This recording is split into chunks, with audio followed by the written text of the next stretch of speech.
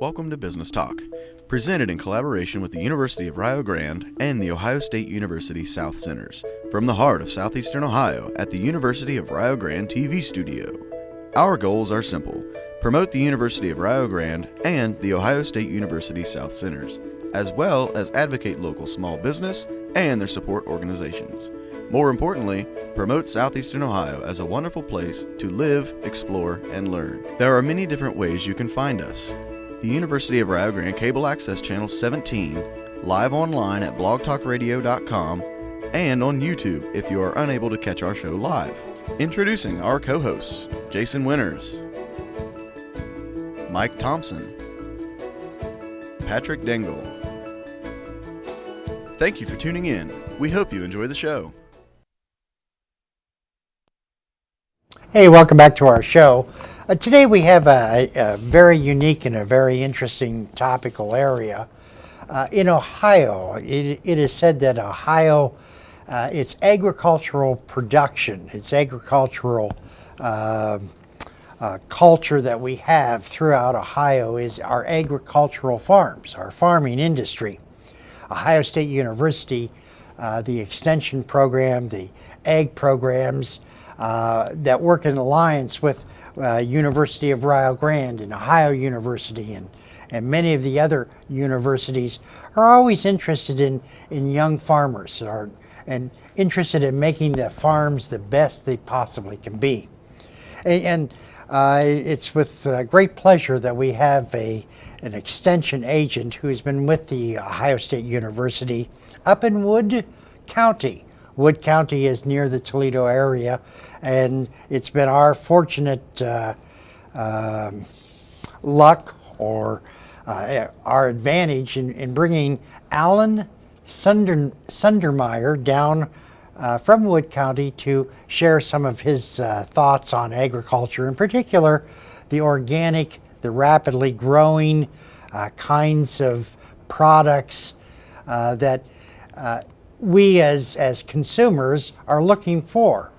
I'll be quite frank with you, I know very little bit about organic or non-organic, and so it's a great pleasure to be able to ask Alan some basic questions about organic growing and non-organic growing. Okay. So Alan, welcome. It's great to have you on our program, and we hope to pick your brains about what is good or what is bad about growing things organically. So, welcome. Before we begin, tell us a little bit about yourself. Well, I grew up in a farm in Northwest Ohio, a conventional farm in those days. Had some livestock and corn, soybeans, and wheat. I've had a pretty good career now in the extension as an educator. I have opportunities to develop a specialization, and part of what I've had an interest in, I guess, my whole life is just seeing how I could improve things naturally.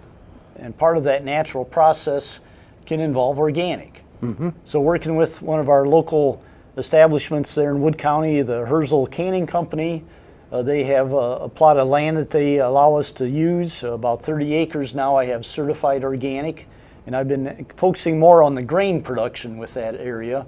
But I've got a pretty good background now after about 12 years of working with the process of becoming certified organic. I go through the same steps that the farmer does.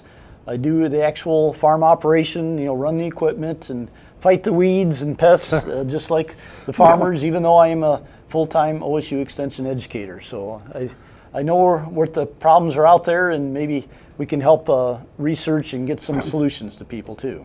Well, one of the very first questions that I would have in my mind, when I go to the grocery store with my wife, I notice that there are some produce that are organic and some produce that aren't. I know that there's a cost difference. That's right.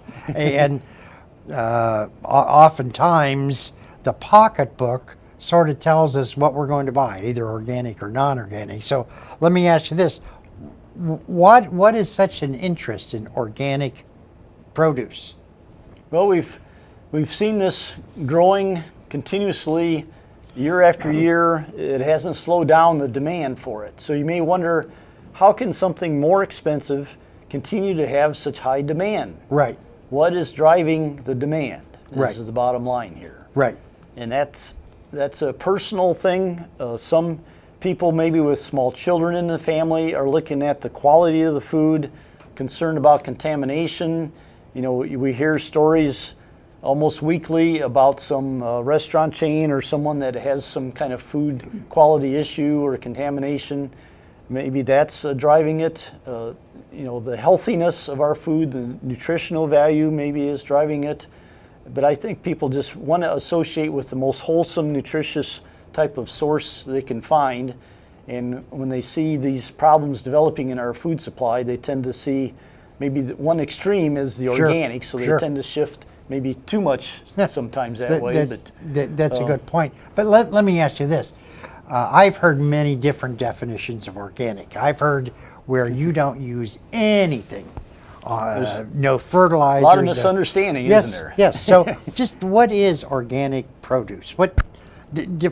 Help me out to understand. We're very fortunate because our USDA, our federal government, recognized this problem, and they developed the National Organic Program. And this is a national understanding of what it means to be certified organic. So part of that was recognition, basically at a glance, that people would have the confidence that what I am purchasing meets the standards developed by the federal government. All right. And part of this is a seal. Okay. So we see this USDA organic is a round seal that says organic on it. Just very simple, very easy to recognize, USDA organic. So can anyone just put that on there? By having that seal, you've met a very stringent set of requirements. And that's a whole topic I hope we can explain today of what it means, the difference between just saying you're organic. The word organic is not branded. Anybody can use organic if they want. Right. It's when like you have the seal, that's a whole nother level. It's giving confidence to this product that it meets all the standards that we'll discuss here, what it takes to be that. Well, you know, it's rather interesting. There's a lot of products that are using the word natural. Natural is not certified. Right, that's right. Free range is not certified. That's right. That's right. And so the symbol that you had, the USDA or organic symbol, etc. You said that you farmers or produce they go through a stringent kind of rules and regulations. Right. And care to share some of those? Yeah, and it's looked at continuously. It's updated. It starts with what products are allowed on that soil or consumed by that animal. So the first requirement, things that are not allowed cannot be certified. So it's mainly getting into the chemical base or the natural base of what the input is. So if it's a natural type of input, let's say you're raising broccoli and there's some pests attacking the broccoli and you're trying to stay with organic, you can't go out and get a chemically based pesticide to spray on that that's going to kill the pest. What you have to use is maybe a smelly repellent like a hot pepper or a cinnamon or something that has a natural source to it, but still can maybe control that pest. That would be allowable in organic production. So it is still a pesticide in a way, but it's a natural form of a pesticide versus something that's chemical. So that sort of explains my sister. She had a large garden, and she would put marigolds at the end of in the four corners. And she had indicated to me, I said, you know, why? And she said it gets rid of certain kinds of There's some odor or something repellent there. In the same way with the fertility of the soil.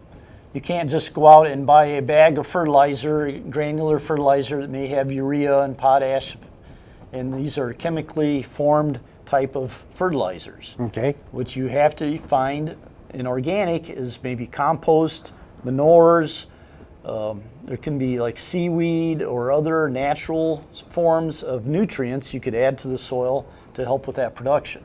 Okay, so let's just suppose I was given 3 acres and I wanted to grow grain, let's say corn, on those acre or 2 acres or 3 acres.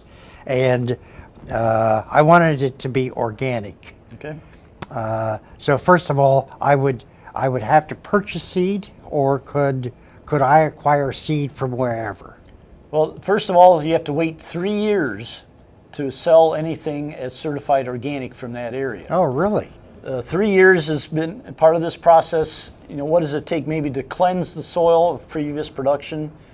So that 3-year process gets rid of maybe the contaminants that were used in conventional production. I see. And during that time, you must carry out organic processes, non-chemical inputs during that 3 years, but you cannot sell it as certified organic. So there's a loss because Okay. your yields may be lower. Okay. So starting out, But I could still sell it you on can the sell market. it as a regular Okay. market All right. then. Okay. All right. So then, you get into looking at the seed source. You must try to acquire certified organic seed if possible. Okay. If not possible, for whatever reason, it cannot have any chemical treatment, be it an insecticide or fungicide. A lot of our seed has a coating on it that protects the seed as it's germinating from any pest. But organic does not allow that. It's a chemical. You cannot allow that. So both the genetics and the way the seed is handled and coated must comply as a natural form. So we're starting to possibly get into GMOs. And what does GMO stand for? Genetically modified organism. I see. So these are ways that we've taken the best attributes of different lines of genes and combined them in the laboratory to maybe quickly get up to speed or to improve a plant or an animal. Okay. So these are not allowed in organic production. Okay. It has to be a natural form of selection to improve the genetic makeup see. of that plant or animal. I see. So I know that the first 3 years in growing my farm, my 3-acre farm, I still purchase non-GMO seeds, correct? And are there plentiful places to purchase that seed, or can I grow Well, my own? The seed producer has to also comply, I see. and his source of genetic material has to comply. So it goes back quite a few generations, and it takes a person that's in tune with what the best sources, because you don't want to have something that doesn't produce well, Right. or an animal that That's doesn't right. produce well. Yeah. So you have to find the best selections there. Okay. So there's companies now specializing in that. There's enough demand for that. Oh, okay. So, but I have to, for 3 years, grow. You have to comply with all the standard requirements, okay. but you cannot sell it as organic. Oh, okay. All right. You also have to have a setback. You cannot farm exactly to your property line next to someone that's not organic, because drift or contamination may occur. So there's a loss of area about 30 feet as a minimum that a lot of farmers just put grass or sod there, maybe make hay, but you cannot sell that product from that 30-foot buffer as organic either. Well, you have my curiosity, since corn has a way of uniquely pollinating, and that's with Right. the wind. And so if, let's suppose Mike has a 3-acre farm, and Jason has a 3-acre farm, and we sort of live on a place where the wind can go hither and yon, and we know that corn with the tassels latch onto the pollen Can move, right. So, is there concerns from the the organic farming that cross pollination Right. from other places? How do you prevent that? So as a minimum, we would have 12 rows of corn right up to the neighbor, and that 12 rows of corn would produce pollen that would intermingle with the neighbor's drift and hopefully settle down before it gets into I where see. you can actually harvest it as I see. organic. So Oh, you would have a okay. loss of those 12 rows. Okay. You would sacrifice and sell it as conventional because it's contaminated from the neighbors. But then beyond that, it should be a purer source. Are you finding that more and more smaller farms are getting into the organic growing? Well, like I said, it's a rapidly growing demand. Presently, both in livestock, milk, and grain and produce, Ohio cannot produce enough. In Kentucky, West Virginia, there's big demand. I see it as a tremendous economic opportunity for someone that has a smaller acreage. When you look at conventional prices now, our grain prices are very low. our commodities are low, our livestock prices are low. Where can you get an advantage to make a living? Well, that's true. You have Yeah. to find a better income source than what you have. And that is organic true. premiums may not be double, but they're close to that. Right now corn is maybe $3.50 a bushel. Organic corn is probably $8 to $9 a bushel. And Now the trouble is you won't get 200 bushels per acre on organic well, why not? because you may have pests. Oh, You cannot use commercial fertilizer. So if your corn needs nitrogen, you must supply it with manure or compost or something not quite as efficient. You still may get maybe 100, 120 bushel, but so the economics, as over time you get better and better at your organic farming methods, Yeah, your that's yields true. gradually increase, and you still maintain your good premiums. You can actually have a better source of income from organic that way. With corn, you got my curiosity up. So if I were growing an organic 3 acres of corn, what kind of natural fertilizer would I use? Well, ideally, you would like to have a farm that's self-contained, like the whole system maintains itself. So you would have livestock, and you Okay. could use the manure, Okay. or you could compost the manure, which makes it more stable. And you could use cover crops, maybe like a clover as a legume produces nitrogen. Okay. So you would take in your rotation, a longer rotation of multiple crops, and then maybe have clover for a whole year before you plant the corn, and that would supply some of the nutrients that the corn needs. Okay. So at the Wood County Extension Program, which is really a part of all of Ohio's extension program, there would be individuals there that could really assist me with, with my farm and in growing the right kinds of things at the right times. Right. Okay. And we work in partnership. OFA is an organic certifying agency. The USDA has some resources. So it's a big program, and we're sharing our information across all these different areas to assist any type of grower, be it livestock, produce, or grain.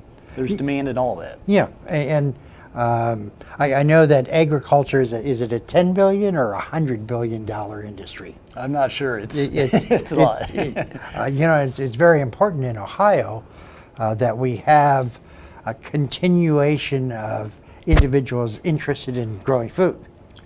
The population is not decreasing, I don't believe. No, it's not. At one time there was a thought that farms were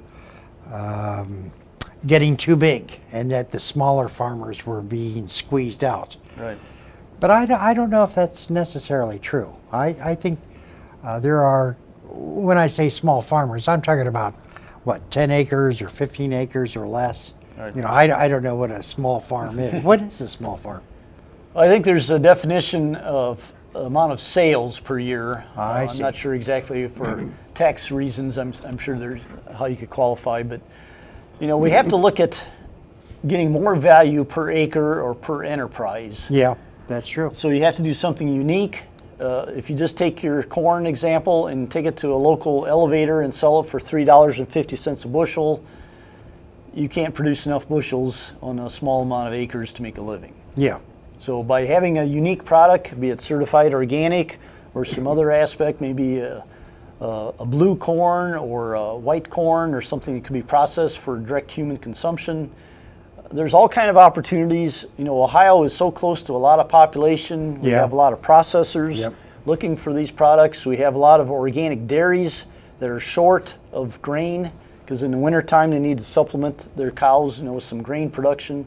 So in my area of northwest Ohio, we don't have the livestock or dairies, but we have hundreds of acres of corn that can be grown as organic and then shipped to the poultry or dairy farmers where they don't have enough grain.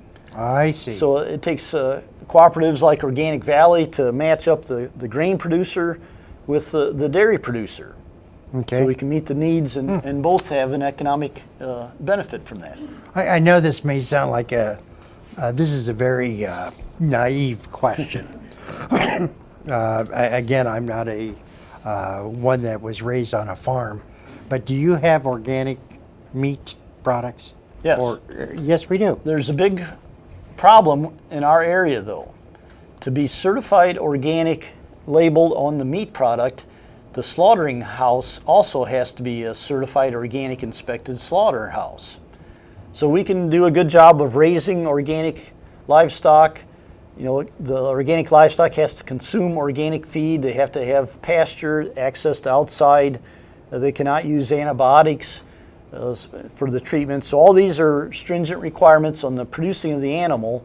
But then when we go to slaughter the animal and produce the cuts of meat, there's requirements to maintain that certification. We can't use caustic cleansing items in the power plant, in the slaughter plant. So we don't have enough slaughtering facilities that can handle organic certified meat. So that's an area of opportunity, especially poultry. We could do small, maybe portable slaughtering with poultry. I see that as an opportunity. And you know, getting small slaughterhouses inspected and certified is a good area of opportunity. Yeah, it sounds like it. You know, in northern part of Ohio, as you said, that the land is a little bit different. Well, what we have 4 or 5 different major land sources that's involved with water and air quality and different things of that nature. But it seems to me that the Michigan territory is really good about certain kinds of fruits. Yeah, as you get to the lakes, the lake effect and the soils change as you get up that way. Right. And you know, down here there's a resurgence of grapes that we are growing, and hops and different products that may or may not go well up in opportunities for small producers. Sure. But getting back to the consumer, I just want to emphasize again with our seal, you know, just because you see the word organic, be it at a farmer market or on some product in a store, there's no guarantee of that production of that product. When you see the seal, USDA organic, you are confident that they met the requirements, and that when you make a choice to pay for a product that says USDA organic, it is what it is. Any other label, there's no guarantee behind it. So that's an important point I think the consumers need to make. I think it's a very important part, And that's non-GMO, non-chemical. I'm not saying that's more nutritious or not. I mean, there's a lot of debate. There's experts both sides, but it's a personal preference. Sure. And that's part of what Extension does is we look at both sides. I help conventional large-scale farmers. I help small organic farmers. They both have a niche, and that's the beauty of our country. We have free choice when you go to the market to buy your food or how you produce the food. It's free choice. Well, I think you're bringing up some very good points in the fact that there's a lot of individuals like myself who have a little bit of knowledge. We have a lot of things that we've heard. We've listened to a few programs, etc. And I think that's the value of the extension program, is that you have individuals like yourself. So if someone down here, you know, Ohio is not a large state, but in a way it is. Right. If we wanted to get in touch with you, or we wanted to get in touch with somebody that had a lot of expertise, does every county have those individuals, or are you shared? Yeah, we're a big team. I guess you look at Ohio State is a big university. We're part of that university, but every county has an extension office as part of that university. So they may not have a full staff. I know some of the counties, you know, have funding situations, but that one person can access the university, and they can get a hold of me through the university connections that way. So every community has access to the Land Grant University Extension Service that way. Okay, all right. We only have a few more minutes. What are some things you wish we would have also covered? Well, you know, the misconception that organic, non-GMO is the only way to go. You know, there's extreme viewpoints all over the board. Yes, there is. And I'm here to say, I know. Everyone can have their opinion, it's fine, but we have to have an open mind about our food consumption. And, you know, the Egyptians 10,000 years ago were genetically modifying wheat. As they picked through their fields, they would pick the larger heads of wheat and save that for seed. So then the next crop hopefully would produce more larger heads of wheat. That was genetically modifying the selection of the wheat, and that's basically what we're still doing today. I think when people come right down to it, it's the chemicals It's a, that we're using. and the FDA, Food and Drug Administration, our country, is well funded in that to make sure our chemicals that are used are safe for human consumption. So Yes. if we don't have confidence in some of the things our government does, that's where we get some of these extreme viewpoints, I guess. I understand. I understand. I know on your email or web page, Wood County, if you were to type in Wood County Extension, wow, you talk about a lot of information.